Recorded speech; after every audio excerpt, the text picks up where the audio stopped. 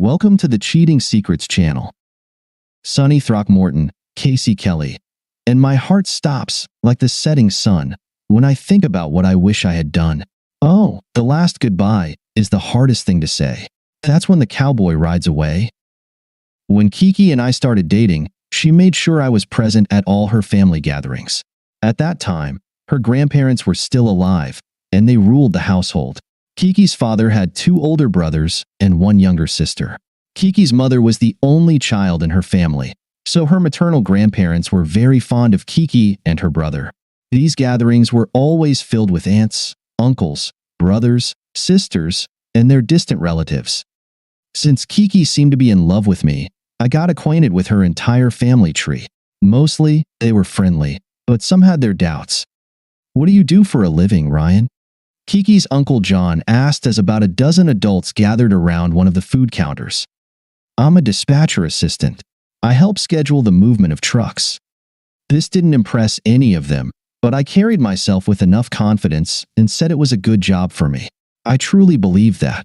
I couldn't afford to get a college degree, and no one was willing to pay for it. This job had a future, even though I didn't have a degree. Well, I was probably the only one without that precious diploma. So Kiki got some flack while I intentionally stayed out of it. Apparently, Kiki didn't pay attention to their concerns, and I passed the sniff test. Later that same year, Kiki and I got married. When the transportation company I worked for went bankrupt shortly after we got married, we were forced to pay for our health insurance. Being relatively healthy, we decided to consult only specialists. Kiki's father's brother, Uncle Ted, was a family doctor. He agreed to waive most of his fees for us, and Kiki and I became his patients.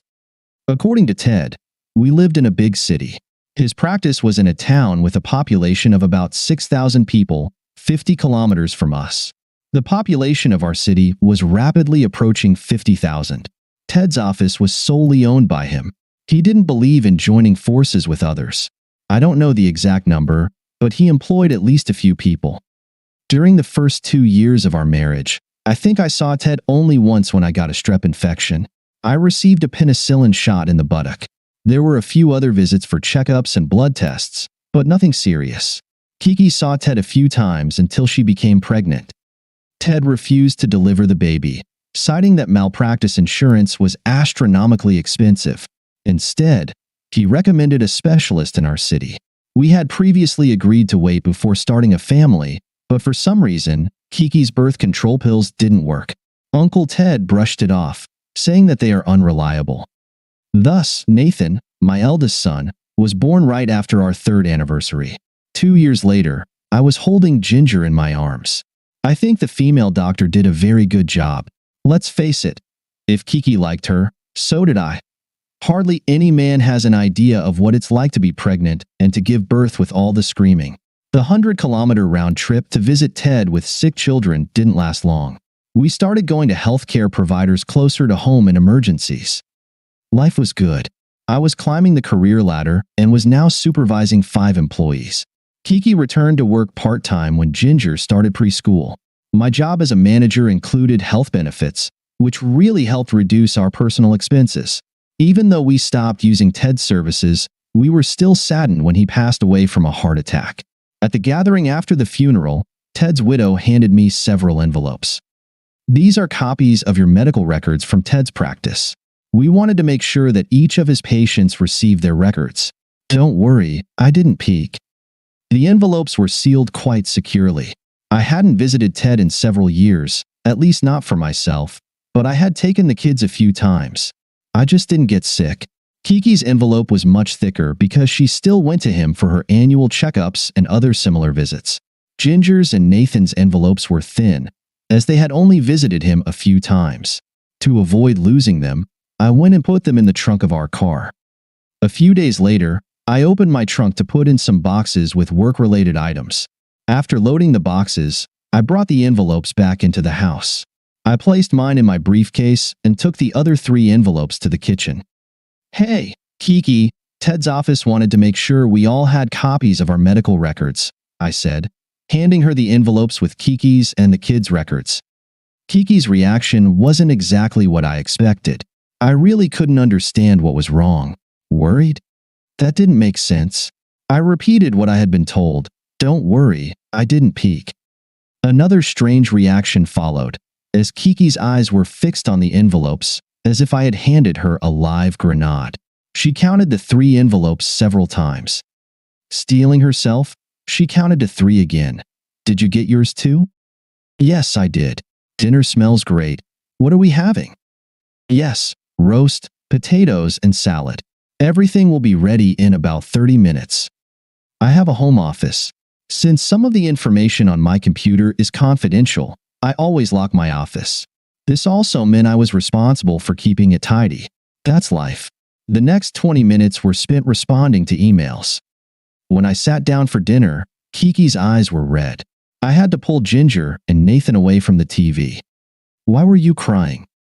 She ran her hand over her face and said, "It's just sad that Ted died so suddenly and at such a young age." I was once again struck by how differently Kiki was behaving. She had hardly shed a tear at his funeral. I guess death affects people in different ways. I'm not a stickler for neatness, especially in my office. However, I know where everything is. About a week later, I started to suspect that someone had been in my office because things weren't quite the way I had left them. Nathan or Ginger would have made a mess, so maybe Kiki cleaned up after them? Kiki denied knowing anything about it. Maybe I didn't know my home office as well as I thought. Kiki brightened up after about a week, and in my opinion, our sex life intensified. Over the next 6 months, everything went smoothly. As the kids grew older, we became friends with the parents of the kids who participated in various activities with ours: dancing, gymnastics, softball, baseball, basketball, and I'm sure I've missed many others. I was the head coach or assistant coach for many of the sports events. Kiki grew closer to about half a dozen women, and we started having get-togethers every couple of months, if schedules allowed. This particular gathering was at Ben and Jill's house. I really wanted to skip it because I had severe headaches, and on top of that, I had just had some skin cancer removed from my neck. Sitting in a recliner was far more appealing than attending a party. Kiki promised me something special if we went, and so we went. Well, the little head still makes some decisions. Our relationship had been strained for many years. When word got around that I wasn't feeling well, one of the parents, Rick, offered me a cannabis-infused gummy. This will perk you up a bit. It's got a little kick to it. Rick is one of those guys who's about 50 kilograms overweight, wears an earring just like his favorite action hero, and is on the verge of losing his house to foreclosure. Yet, he's a self-proclaimed expert on just about everything. So, he explained that edible cannabis first goes to your stomach, then to your liver, and then into your bloodstream and brain. The liver converts the drug into a more potent form, and this, combined with the substance from the original product, enhances the high. Since it's legal in our state, I took one. There's a first time for everything. As an inexperienced user, the effect was strong and fast. I found a bedroom and stared at the ceiling, which transformed into something only the imagination could create. Any pain I might have had was long gone. Was the music actually playing, or was it in my head? My watch showed that I'd been lying there for over an hour when I slid off the bed and crawled to the bathroom. After emptying my bladder, I crawled back to the bed, but this time I curled up on the carpet. Eventually, I made it out of the bedroom. The handrail on the stairs looked like wild grass swaying in the wind. It was too difficult to attempt going down, as I was quite sure they weren't supposed to spin like that, so I sat on the top step. From there, I could hear the treacherous sounds of women chatting. Occasionally, there was laughter, as some ladies do. When I focused again, I realized they were talking about sex, foreplay, when they like to be kissed. I guess I never really appreciated what women talked about. An unfamiliar voice was going on about how she loved being licked. Others chimed in. That's when I heard Kiki's voice. I haven't done that in so long. Ryan used to do it all the time, but I bet it's been 8 years. Well, there I was, crucified for being an inattentive lover and a poor excuse for a husband. Get the rope and find a tree. Build a gallows. Sharpen the guillotine. Death to the selfish husband. How could I? What a jerk. Under normal circumstances, I probably would have let it slide, but I was high and not thinking straight. I was definitely not myself. The ladies heard me coming down the stairs and, like crickets, fell silent. My wife asked, "Feeling better?" Yes and no. I had to defend my honor. It's been 10 years. Kiki looked confused. What's been 10 years? Have I treated you unfairly? Don't make me out to be the bad guy. Explain to them why. Kiki's eyes widened too much. She looked like one of those kids in a Margaret Keane painting. Ryan, please not here. Come on, Kiki. You shared with me. Let me share and show some care too. You see, ladies, Kiki gave me an STD.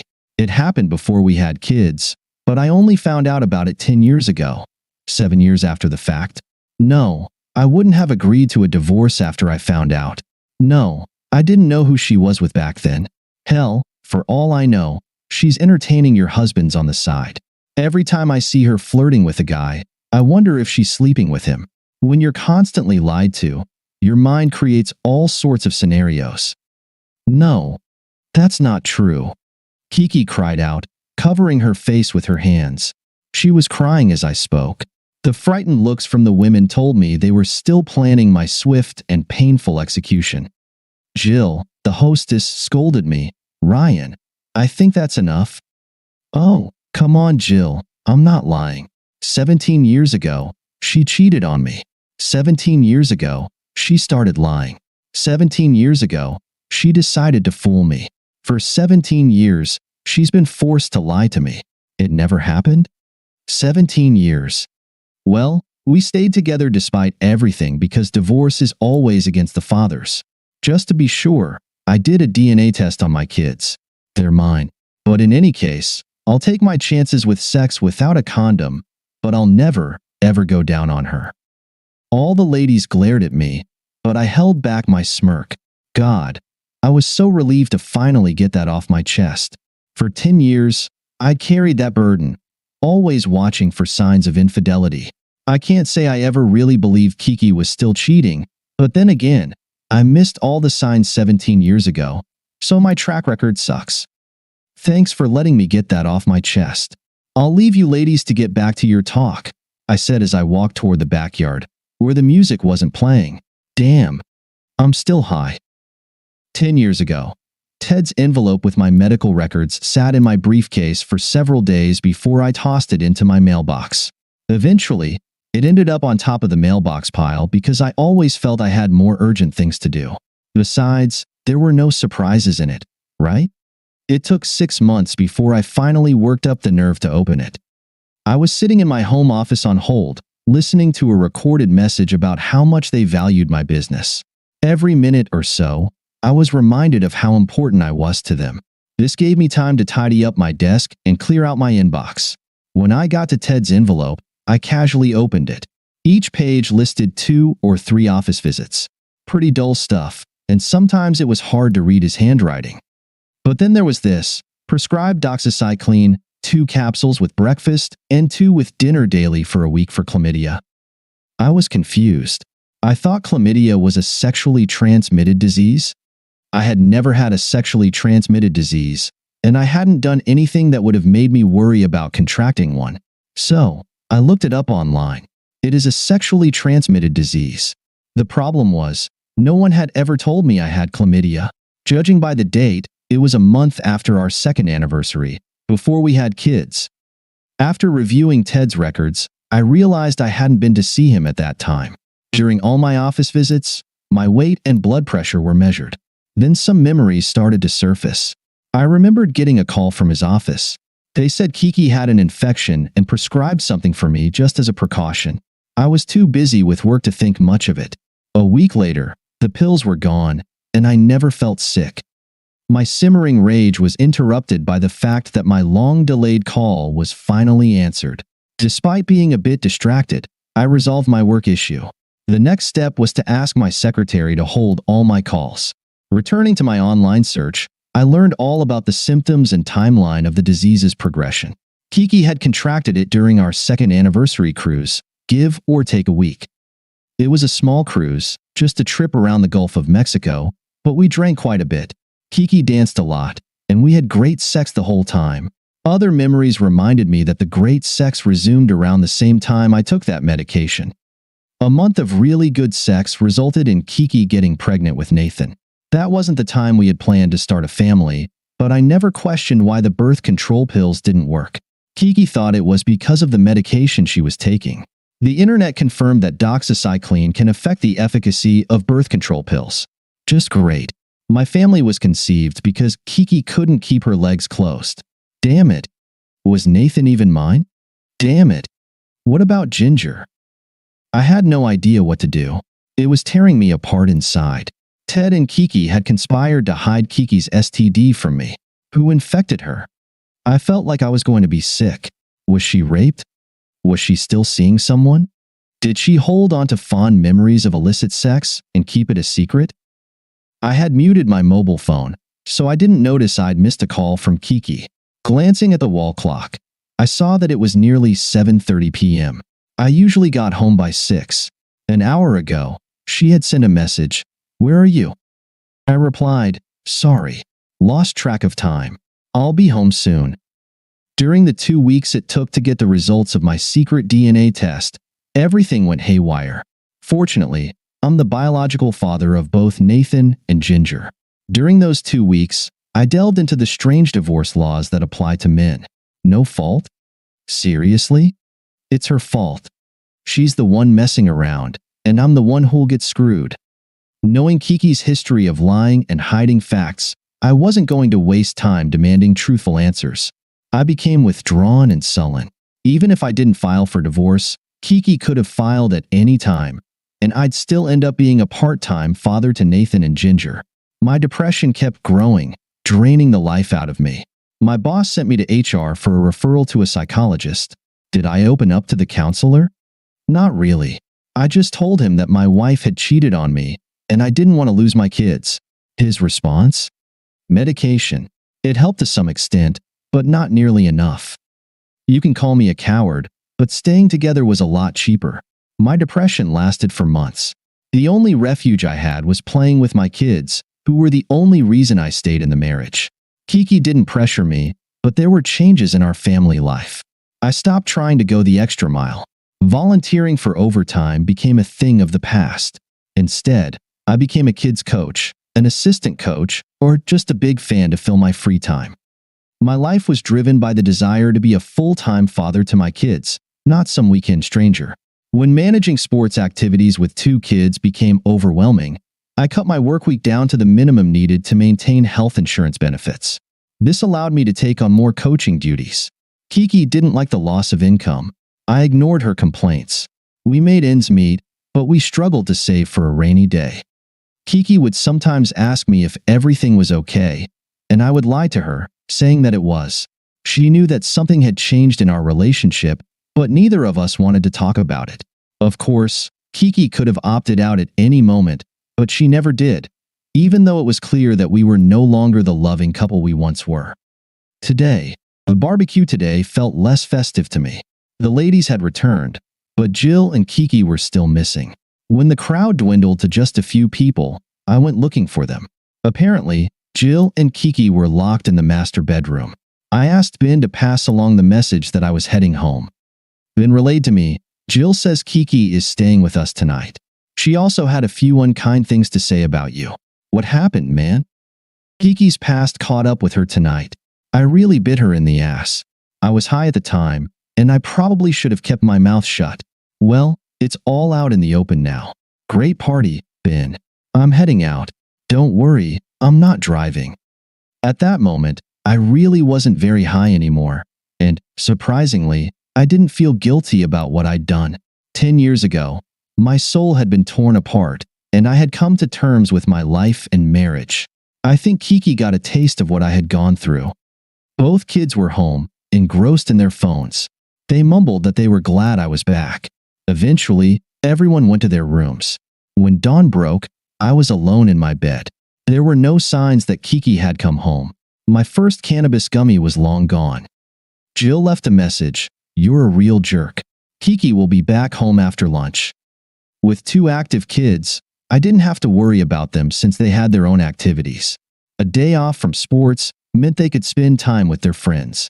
It wasn't until Nathan was heading out the door that he finally noticed Kiki wasn't around. "Where's Mom?" he asked. "She stayed over at Jill's last night. We had a bit of a disagreement. She should be back soon." He just shrugged, as if it was no big deal. Probably because I made it seem like it wasn't. The gutters needed cleaning, so I busied myself with that. I was picking up debris when, around 2 p.m., Kiki barged in, looking a bit worse for wear. "You bastard!" she screeched before slamming the front door. This was followed by the sound of shattering glass and even more yelling, cursing, and insults. I figured it might be best to spend the night at a motel, so I hit the road. Later, Nathan texted, "What the hell happened? Mom's gone crazy. Where are you?" "I'm staying at a motel. Why don't you find your sister and join me?" Half an hour later, Nathan and Ginger plopped down on the couch. I briefly explained what had happened, then took Ginger to her separate room. On Sunday morning, the three of us found Kiki unconscious on the kitchen floor. She smelled of alcohol. Nathan had to crawl through a basement window to get into the house because all the door locks were latched. There was glass everywhere, from plates, glasses, and anything else that could be broken. I had really hit a nerve. Nathan and I decided to stay at the motel again. Ginger chose to spend the day with my parents, so we dropped her off after buying some ice cream. Around dinner time, Ginger texted, "Mom apologized for trashing the house." I haven't heard anything from her. It doesn't seem like she plans to talk to you. I think she's staying at her parents' tonight. I'll stay at the motel again tonight. Nathan's with me. If you happen to swing by the house, let me know if she's gone. I'm staying put. See you soon. On Monday, we decided Kiki wasn't coming back, so we moved back home. I hired a cleaning service to tidy up the place. The kids were smart enough to postpone any serious questions for another time. Kiki didn't show up until the following weekend. She talked to Ginger. She talked to Nathan. She glared at me. I locked myself in my office. We didn't have a spare room, so Kiki and I still slept in the same bed, but that doesn't even begin to describe how cold that room was. A couple of weeks later, when I got home, Kiki was already waiting for me. My biggest concern was that she might be armed. I was wrong. "How could you?" was her first attack. "I could ask you the same thing," I replied. "I'm sorry. I was young and foolish. Uncle Ted read me the riot act. I felt like I wanted to die." Yes, but 10 years later, I felt like I wanted to die. I stayed for the sake of the kids. I hope you can come to terms with that and do the same. It was only once. Kiki, I can't believe that. You lied and schemed to keep me in the dark. Why? Was it so thrilling that you just couldn't forget about it? For all I know, you might still be doing it. No, that's not true. For the last 17 years, I've tried to be the best wife in the world. Except for being honest with me. Would you still have played me if you hadn't caught an STD? No. It was only once. You were snorkeling, and the group I was with on the beach was doing drugs. I was high, and it all happened so fast. I was so stupid. I took dozens of showers, trying to wash away the betrayal. You have to believe me, it was the only time. I stood there silently, unable to continue the conversation. After another minute, Kiki whispered, "What does this leave us with?" "I'm in a place I never thought I'd be. It's too late now to make things right. Were you ever planning to tell me?" After Ted died, no one but me knew about the STD. After you got your medical record and everything seemed fine with you, I thought it was buried. There was no reason to tell you. We survived as a couple and brought 2 wonderful children into the world. Our family came about because your medication made birth control pills useless. I found out because of something in my medical record. It took me 6 months to finally look at it. All you're doing is bringing back the pain I felt 10 years ago. I'm going for a walk. Ryan, please stay home so we can talk. Oh, now you want to talk. Not now. I might say something I can never take back. Leave me alone. Just let me walk around the block. I'll be back soon. We didn't achieve much in our discussions. It took a few weeks before Kiki and I resumed having sex, which it seemed we both needed. Thus began our mutually beneficial sexual relationship, though it was without love. Things were never the same in the house. I made it clear to Kiki that I would stay until Ginger went off to college, and that's all I could promise. We went about family affairs as one unit, but I didn't hold hands or get close to her in public. For the past 10 years, life carried on. Kiki and I were friends with benefits. Although we had sex, her years of deceit had killed the romance in me. The kids thought I was being unreasonable towards their mother. I just couldn't come to terms with such dishonesty. My relationships with both of them suffered as a result. We kind of stopped going to these barbecues with other people. It seems my comments turned me into a pariah, and the ladies were wary of Kiki. Sometimes, on weekends, Kiki would go out with her friends, unless there was a children's event to attend. A month before Nathan was set to go to college, Kiki decided to announce her intentions. She sent a message to Ginger, Nathan, and me. Tonight, when everyone is home, we're going to talk. Nathan, Ginger, your father and I have grown apart, and I will end this marriage when Ginger goes to college in 2 years. Believe me when I say that this has nothing to do with you. If anything, you've helped us stay together this long. No matter how much I tried to explain my perspective to the kids, I couldn't get through to them. Although no harsh words were spoken, our family was falling apart. After Kiki's announcement, it felt like a weight had been lifted off my shoulders. It took 2 years to work out the details, and the divorce was finalized quickly. The court approved it, and it was expected to become final shortly after Ginger started college. Kiki and I visited Nathan at school. We had family gatherings. Once, Kiki and I even went to the coast to relax on the sand without the kids. We wondered if there was any chance of saving our marriage. There wasn't. It was like a scene from a children's movie.